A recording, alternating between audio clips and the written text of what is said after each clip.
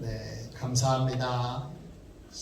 은혜스럽게 성경 말씀을 잘 읽어주셔서 너무 감사합니다. 우리 남자 권사님들이 성경 말씀을 읽고 계신데요. 네, 더 많은 분들이 성경 말씀을 읽는데 용기를 내시고 참여하시면 좋겠습니다. 할렐루야. 부활의 믿음과 소망으로, 부활의 믿음과 소망으로, 이런 제목으로 함께 은혜를 나누겠습니다.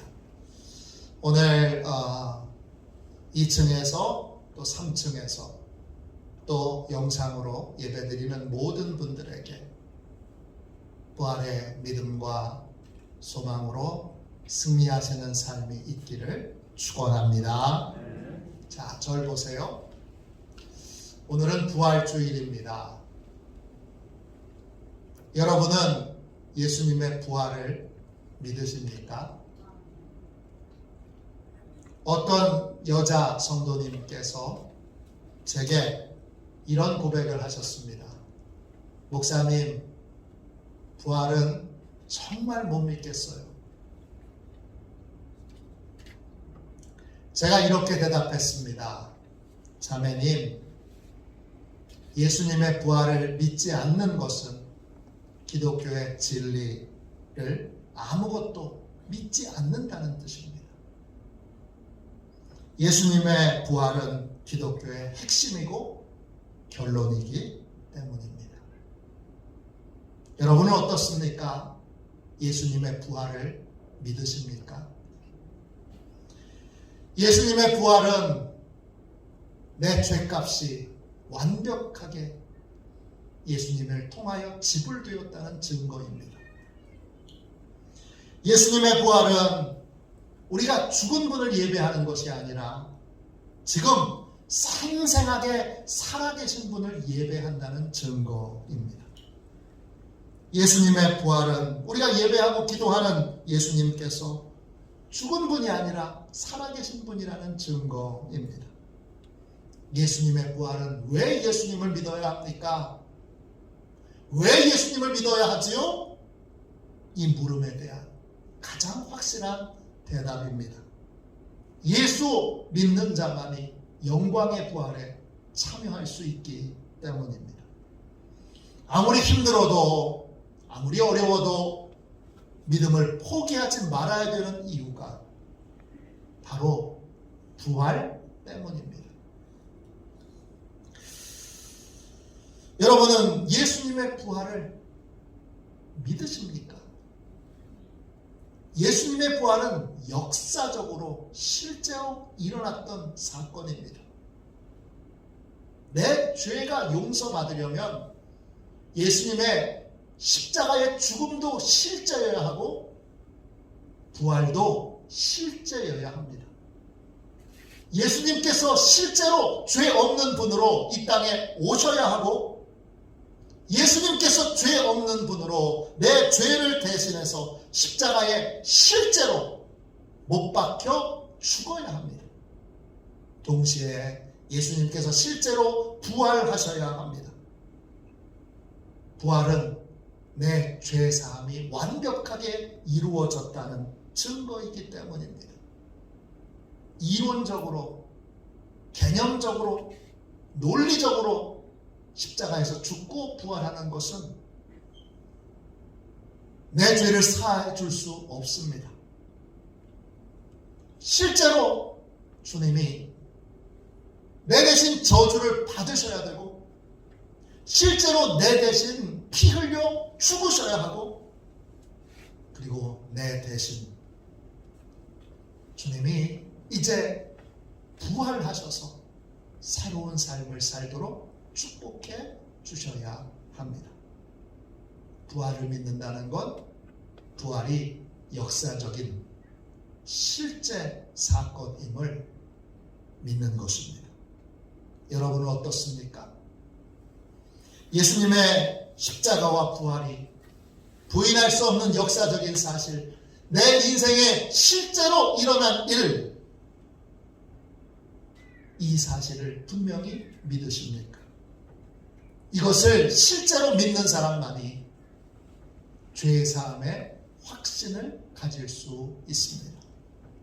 오늘 읽은 말씀은 부활을 처음 만난 사람들의 반응이 나타납니다.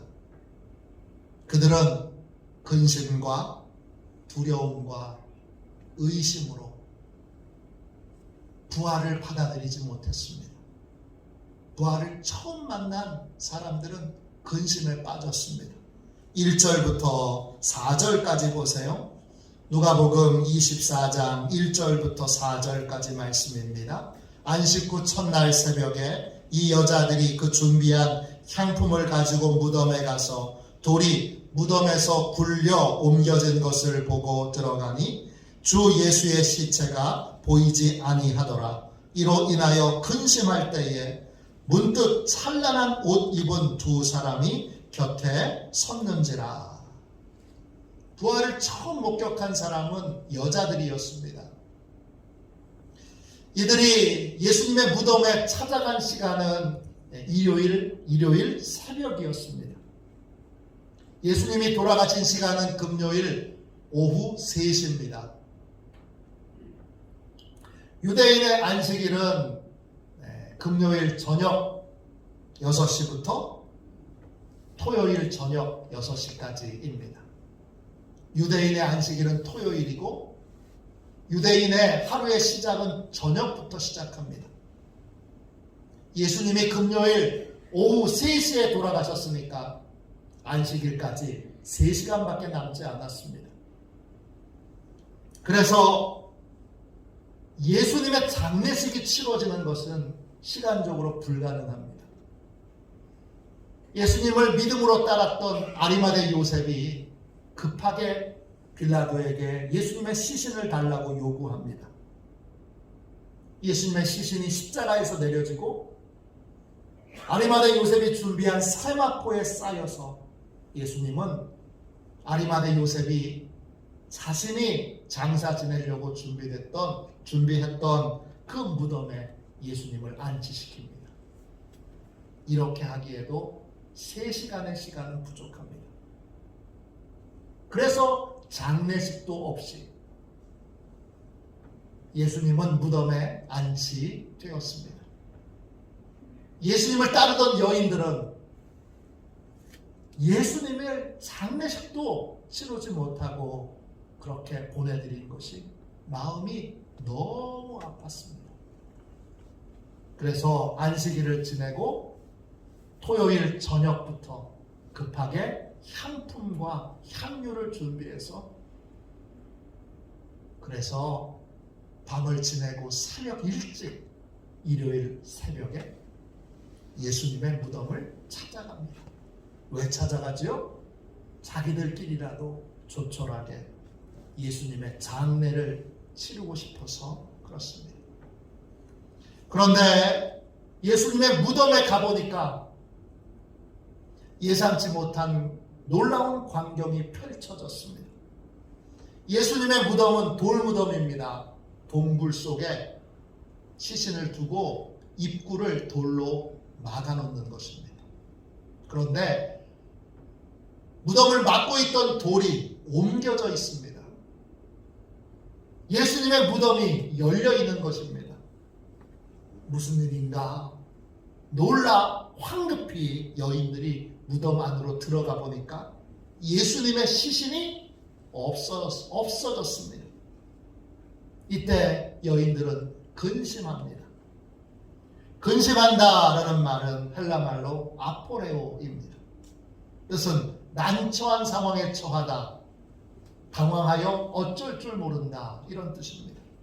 부활을 처음 목격한 여인들은 이 부활을 어떻게 이해해야 할지, 어떻게 받아들여야 할지 당황해서 쩔쩔매고 있습니다. 이때 여인들은 천사들을 만납니다. 천사들은 예수님께서 부활하셨다는 소식을 여인들에게 알려줍니다. 그러자 이번에는 여인들이 두려움에 사로잡힙니다. 5절, 6절을 보십시오. 여자들이 두려워 얼굴을 땅에 대니 두 사람이 이르되 어찌하여 살아있는 자를 죽은 자 가운데서 찾느냐 여기 계시지 않고 살아나셨느니라. 갈릴리에 계실 때에 너희에게 어떻게 말씀하셨는지를 기억하라. 천사들이 여인들에게 예수님이 부활하셨습니다, 여기 계시지 않고 살아나셨느니라 이렇게 알려줍니다. 이때 여인들은 크게 두려워합니다. 두려워한다는 말은 헬라어로 엠포보스입니다. 이 말은 두 개의 단어로 이루어져 있는데 엠과 포보스입니다. 엠은 안에 들어있다 이런 뜻이고 포보스는 공포와 두려움이라는 뜻입니다. 두려워한다는 건 마음에 공포로 가득 차 있다는 것입니다. 두려움으로 가득 차 있다는 것입니다. 이 낯선 것을 어떻게 이해해야 할지, 이 낯선 것을 어떻게 받아들여야 될지, 낯선 이 부활이라고 하는 이 놀라운 것을 도대체 어떻게 이해해야 될지 두려움으로 그 심령이 가득 차 있다는 뜻입니다. 여인들은 천사의 도움으로 예수님의 말씀을 기억해냅니다. 부활은 우연히 어쩌다 일어난 일이 아니라 예고된 것이었습니다. 예수님께서 제자들에게 여러 번 부활을 예고하셨습니다. 그것을 여인들이 기억해낸 것입니다. 7절 8절 보세요. 이르시기를 인자가 죄인의 손에 넘겨져 십자가에 못 박히고 제3일에 다시 살아나야 하리라 하셨느니라 한데 그들이 예수의 말씀을 기억하고, 예수님께서는 부활을 예고하셨고 예고하신 대로 부활하셨습니다.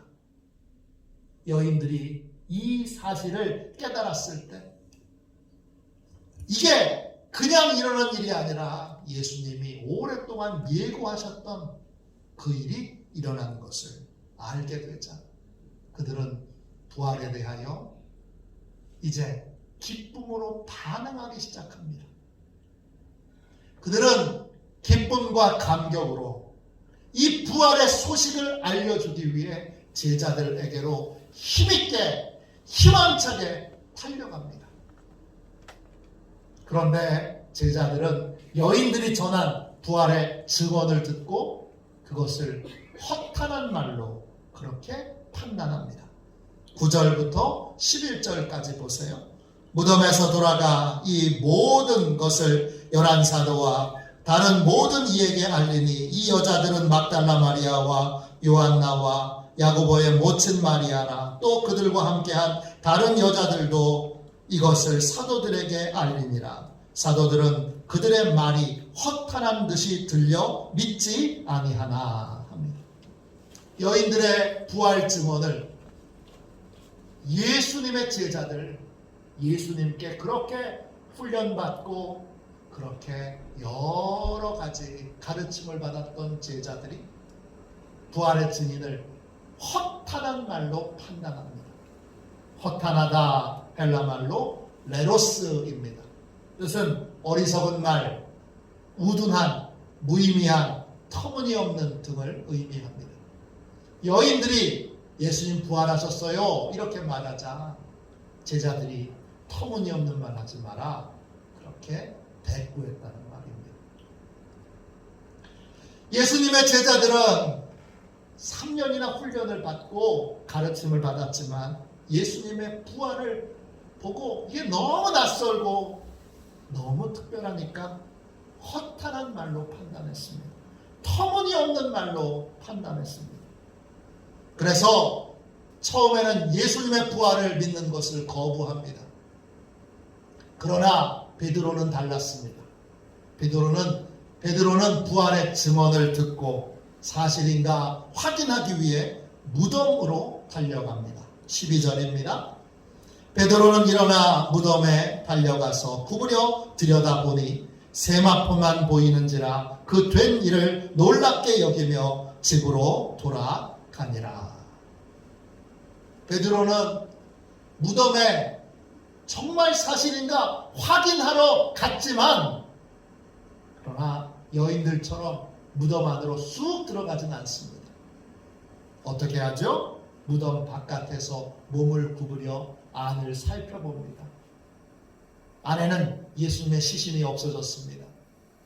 또 예수님의 시신을 쌌던 세마포만 남아 있습니다. 그는 겨우 그걸 확인하고 이상하다 하며 집으로 돌아갑니다. 더 정확한 것을 알기 위하여, 더 깊이 그 부활의 사실을 확인하기 위하여 무덤 안으로 들어갈까 말까 망설이다가 그냥 집으로 돌아갑니다. 부활을 처음 만난 사람들은 근심합니다. 무서워합니다. 그리고 터무니없는 말로 받아들입니다. 또 그런가 그렇지 않은가 고개를 갸우뚱거립니다. 처음 부활을 만난 사람들도 그랬고, 지금 부활의 메시지를 듣는 모든 사람들의 반응도 동일합니다. 이들은 성경을 제대로 읽어보지 않고 부활의 증언을 들을 때 황당해합니다. 성경의 내용을 자세히 공부해보지도 않고 이 부활을 낯선 것으로 여겨 두려워합니다. 또 자세히 조사해보지도 않고 터무니없는 것, 말도 안 되는 것, 그렇게 미리 판단해버립니다. 여러분은 어떠십니까? 부끄러운 제 고백을 하겠습니다. 신학대학을 졸업하고 처음 충주로 목회를 나갔습니다. 충주에 목회를 나가서 첫 번째 부활주의를 맞게 됐습니다. 새벽에 교인들과 함께 부활절 새벽 기도를 드리는데, 교인들이 대부분 다 노인들이신데, 그 노인들이 그 새벽에 하얀 한복을 입고 초를 들고 예배당에 오셨습니다. 그리고 촛불을 다 켜고 함께 부활절 새벽 예배를 드렸습니다. 제가 흰옷을 입고 오세요 라고 광고하지 않았습니다. 또 초를 가지고 오세요, 그렇게 광고하지도 않았습니다. 그런데 성도들이 부활절 새벽 예배가 귀한 것을 알아 그렇게 복장을 갖춰서 초를 들고 새벽 예배에 온 것입니다. 촛불 예배를 드리는 도중에 제가 입으로는 부활의 영광, 부활의 기쁨, 부활의 감격, 이런 말을 썼는데, 그날 참 괴로웠던 건 정작 제 마음에는 부활에 대한 어떤 감동도, 어떤 감격도, 어떤 기쁨도 없었습니다. 그때 알았습니다. 그때 처음 알았습니다. 제가 부활을 개념적으로만 이해하고 있었던 것입니다. 제 인생의 부활은 실제가 아니었고 개념이었습니다. 십자가도 개념이었고 부활도 개념이었던 겁니다. 그러니까 제 안에 터져나오는 부활의 감격과 기쁨과 환희가 조금도 없었습니다.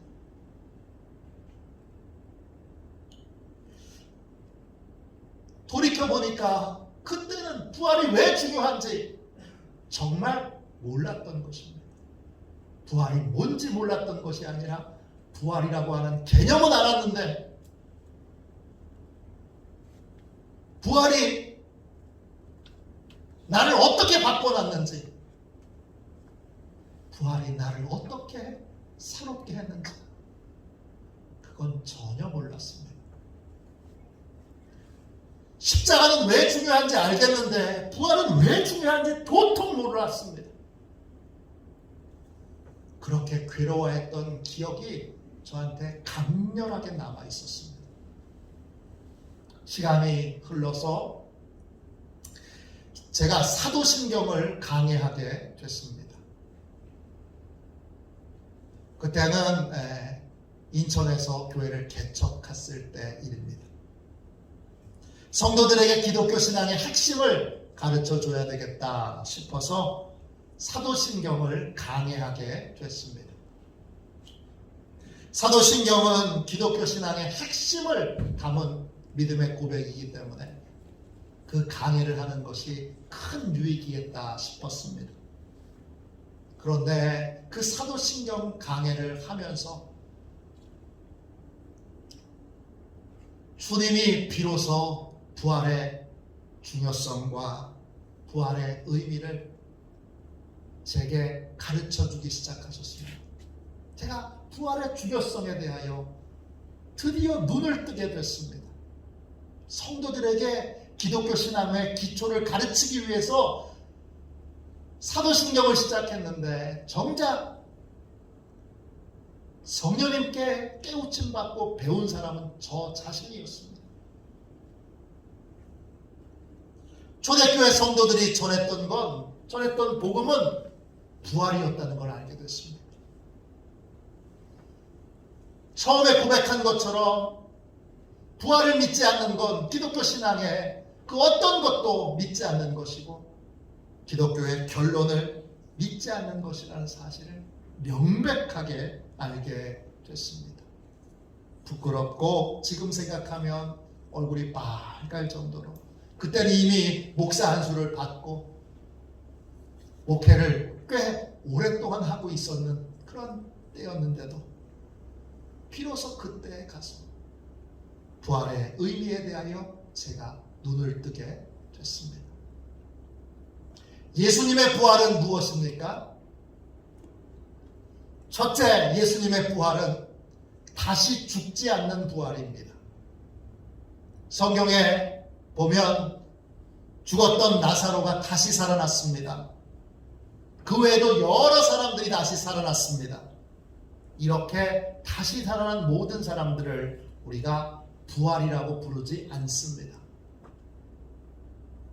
이런 경우는 죽었다가 다시 살아났지만 언젠가 다시 죽을 것이기 때문에 이런 경우는 생명 연장이나 생명 회생이라고 불러야 합니다. 예수님의 부활은 이런 것과 전혀 다른 것입니다. 예수님의 부활은 죽었다가 다시 살아나서 영원히 죽지 않는 것입니다. 그러면 여러분이 무릎을 탁 치게 됩니다.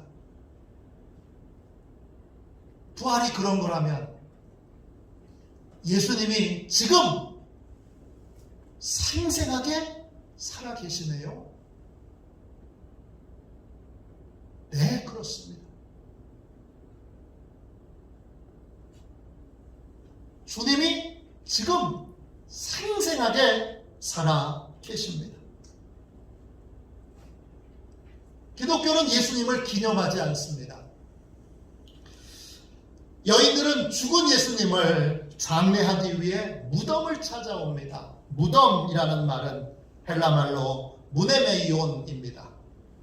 이 단어의 어원은 무시코스라고 하는 단어에서 왔습니다. 뜻은 기념하다, 기억하다, 마음에 담아두다 이런 뜻입니다. 사람들이 무덤을 만드는 이유는 기억하고 기념하기 위해서입니다. 그러나 기독교인은 예수님을 기념하지 않습니다. 여러분, 예수님 기념관 들어보셨어요? 기독교는 예수님을 기념하지 않습니다. 우리의 예배는 예수님을 기념하는 예배가 아닙니다. 왜냐? 예수님은 부활하셨기 때문입니다. 우리는 부활하셔서 생생하게 지금 살아서 우리의 예배를 받으시고 우리의 기도를 들으시고 우리에게 역사하시는 살아계신 예수님을 예배합니다. 이 부분에서 다른 종교와 확연한 차이가 있습니다. 기독교인들은 예수님의 무덤을 신성시하지 않습니다. 왜냐? 예수님은 부활하셔서 살아계시기 때문입니다. 세계 종교 중에서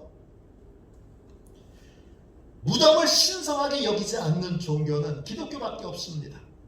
유대교는 아브라함의 무덤이 있는 헤브론을 성지로 보호하고 매년 수백 명이 그곳을 방문합니다. 인도의 부처님의 무덤은 매년 수천 명의 순례자들이 방문하는 그러한 성스러운 곳입니다.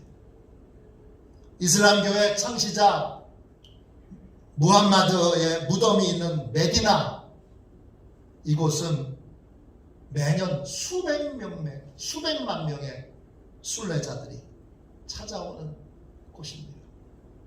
그런데 초기부터 예수님의 무덤을 찾아오는 기독교인은 아무도 없었습니다. 왜 그렇습니까? 예수님은 부활하셔서 지금 살아계시기 때문입니다. 생생하게 살아계시기 때문입니다. 우리는 지금 살아서 역사하시는 예수님을 믿고 살아있는 예수님과 교제하는 살아있는 믿음의 삶을 사는 사람들입니다. 둘째, 예수님의 부활은 무엇입니까? 예수님의 부활은 영의 부활이 아니고 몸의 부활입니다. 예수님의 부활은 영의 부활이 아니고 몸의 부활입니다. 그러면 우리가 무릎을 한 번 더 쳐야 됩니다. 딱 또 쳐야 됩니다. 그러면 예수님은 지금 육체로 살아계시네요. 네, 맞습니다. 누가복음 24장 36절부터 43절까지 보십시오. 36절부터 39절까지 보겠습니다. 죄송합니다. 36절입니다. 스크린 보세요. 이 말을 할 때에 예수께서 친히 그들 가운데 서서 이르시되 너희에게 평강이 있을지어다 하시니 그들이 놀라고 무서워하여 그 보는 것을 영으로 생각하는지라. 예수께서 이르시되 어찌하여 두려워하며 어찌하여 마음에 의심이 일어나느냐. 내 손과 발을 보고 나인 줄 알라. 또 나를 만져보라. 영은 살과 뼈가 없으되 너희 보는 바와 같이 나는 있느니라. 예수님이 직접 나타나시자 제자들은 영이 온 줄 알았습니다. 그러나 예수님 분명히 말씀하셨습니다. 나는 살과 뼈가 있다. 나는 몸으로 부활한 것이다. 이 사실은 여러분, 우리의 부활도 장차 몸의 부활임을 알려줍니다. 예수님의 부활이 몸의 부활인 것처럼 우리의 부활도 몸의 부활입니다. 예수님이 그러셨던 것처럼 우리도 예수님처럼 영원히 죽지 않는, 영원히 썩지 않는 몸을 입고 먹고 마시며 살게 될 것입니다. 어디에서요? 천국에서. 그러면 무릎을 한 번 더 쳐야죠. 탁 치면서, 그러면 천국은 영으로 가는 곳이 아니라 육체로 가는 곳이네요. 천국은 육체로 사는 곳이네요. 네, 맞습니다. 우리들이 누리게 될 천국의 삶은 육체가 사는 곳, 먹고 입고 지금처럼 육체로 사는, 육체로 가는 천국입니다. 그게 부활 이후에 우리에게 임하게 될 새 예루살렘입니다. 우리는 부활을 통해서 천국의 삶이 무엇인지를 배우게 되었습니다. 예수님의 부활은 무엇입니까? 세 번째, 예수님의 부활은 앞으로 우리에게 일어날 일을 미리 보여준 것입니다. 예수님의 부활은 장차 우리에게 있을 미래의 일입니다. 예수님의 부활은 이례적인 기적이 아니라 예수님의 부활은 온 인류에게 있게 될 그러한 놀라운 일들을 미리 보여주신 것입니다. 고린도전서 15장 20절 이제 그리스도께서 죽은 자 가운데서 다시 살아나사 잠자는 자들의 첫 열매가 되셨도다. 예수님의 부활은 첫 열매인 거예요. 온 인류의 부활에 대한 첫 열매예요. 온 인류가 부활하게 될 텐데 여러분, 인류의 부활은 하나가 아닙니다. 부활에는 두 가지 종류가 있습니다. 사도행전 24장 15절 그들이 기다리는 바 하나님께 향한 소망을 나도 가졌으니 곧 의인과 악인의 부활이 있으리라 함이 니이다. 하나님께 향한 소망, 그 소망을 나도 가졌으니 그 소망은 뭐예요? 의인의 부활에 참여하는 것입니다. 부활에는 의인의 부활과 악인의 부활이 있습니다. 순서도 다릅니다. 첫 번째 예수님이 부활하셨죠? 그 다음에 의로운 자들이 먼저 부활합니다. 그리고 맨 마지막에 악인들이 부활하여 심판을 받게 됩니다. 의인과 악인을 나누는 기준은 하나입니다. 예수님을 믿고 죄사함을 받았느냐 받지 못했느냐, 예수님을 믿고 믿음의 삶을 살았느냐 살지 못했느냐, 이것으로 구분됩니다. 예수님을 아는 자인가 모르는 자인가, 예수님을 주님으로 영접하여 예수님과 동행한 자인가 아닌가, 이것이 의인과 악인을 나누는 구분점입니다. 예수 믿는 사람은 의인의 부활로, 영광의 부활로, 더 좋은 부활로 먼저 부활하여 예수님과 함께 영원히 천국에서 왕노릇하게 될 것입니다. 예수 믿지 않는 사람은 영원한 지옥에서 자신이 지은 죄에 대한 형벌을 썩지 않는 몸, 죽지 않는 몸으로 영원히 형벌을 받게 될 것입니다. 박해가 극심했던 초대교회 성도들은 의인의 부활, 영광의 부활, 더 좋은 부활을 참여하기 위하여 믿음 때문에 당하는 고난을 피해가지 않았습니다. 히브리서 11장 35절부터 38절까지 말씀입니다. 여자들은 자기의 죽은 자들을 부활로 받아들이기도 하며 또 어떤 이들은 더 좋은 부활을 얻고자 하여, 한 번 더 읽을게요. 더 좋은 부활을 얻고자 하여 심한 고문을 받되 구차히 풀려나기를 원하지 아니하였으며 또 어떤 이들은 조롱과 채찍질뿐 아니라 결박과 옥에 갇히는 시련도 받았으며 돌로 치는 것과 톱으로 켜는 것과 시험과 칼로 죽임을 당하고 양과 염소의 가죽을 입고 유리하여 궁핍과 환난과 학대를 받았으니 이런 사람은 세상이 감당하지 못하느니라. 그들이 광야와 산과 동굴과 토굴에 유리하였느니라. 의인의 부활에 참여하기 위하여 믿음 때문에 심한 고문을 받았지만 구차히 목숨을 구걸하지 않았습니다. 믿음 때문에 조롱당하고 채찍질당하고 결박당하고 옥에 갇히는 시련을 받아도 더 좁은 부활을 사모하여 그 고통을 이겨냈습니다. 심지어 돌에 맞고 톱으로 켜는 고문을 당하여 죽게 되었지만 그런 죽음 앞에서도 부활의 소망을 버리지 않았습니다.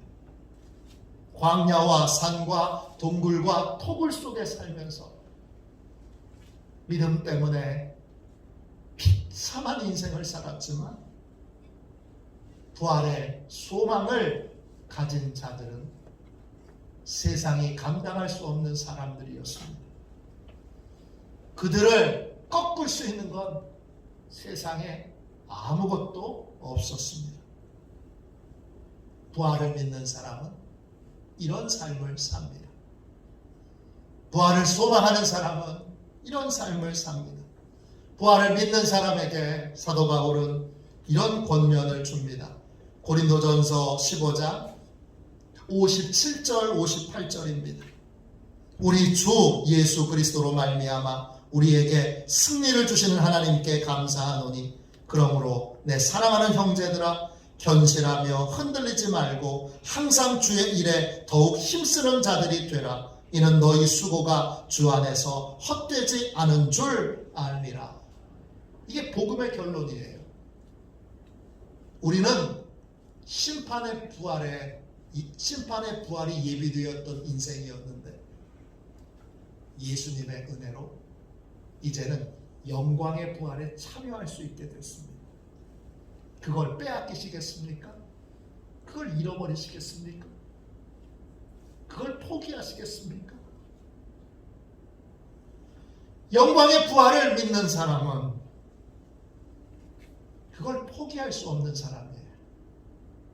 그걸 포기하도록 세상의 온갖 고문과 고통과 박해와 핍박을 주어도 흔들리지 않고 견실하여 더욱 주의 일에 힘쓰는 그러한 인생을 사는 자가 바로 부활의 소망을 갖고 사는 사람이에요.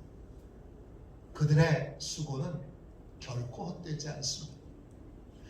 믿음으로 하는 모든 수고는 결코 헛되지 않습니다. 여러분, 부활을 믿으십니까? 여전히 부활을 믿지 못하신다면 성경을 읽으면서 부활을 다시 공부해 보십시오. 부활이 정말 역사적인 사실인지 진지하게 연구하고 탐구하십시오. 그거보다 더 여러분의 인생에 중요한 공부는 없습니다. 이 공부를 하면 반드시 결론이 부활이 역사적인 사실이라는 확신을 갖게 될 것입니다. 전도 폭발 운동을 시작했던 제임스 케네디 목사님이 이런 말을 했습니다. 부활에 대해 연구를 한 사람 중에 부활을 믿지 않는 사람을 본 적이 없다. 두려워하지 마시고 황당해하지 마시고 걱정하지 마시고 성서가 증언하고 있는 부활과 다시 만나십시오. 부활의 위대함과 만나십시오. 부활은 기독교에서 가장 중요한 역사적 사실입니다. 미국 하버드 법대에 사이먼 그린리프라고 하는 교수님이 계셨습니다. 미국 사람들은 이분을 다 압니다. 왜 아느냐? 이분이 로스쿨을 만드신 분이에요. 로스쿨이 하버드에서 시작된 건 아시죠? 하버드 로스쿨을 만드신 분이 이분이에요.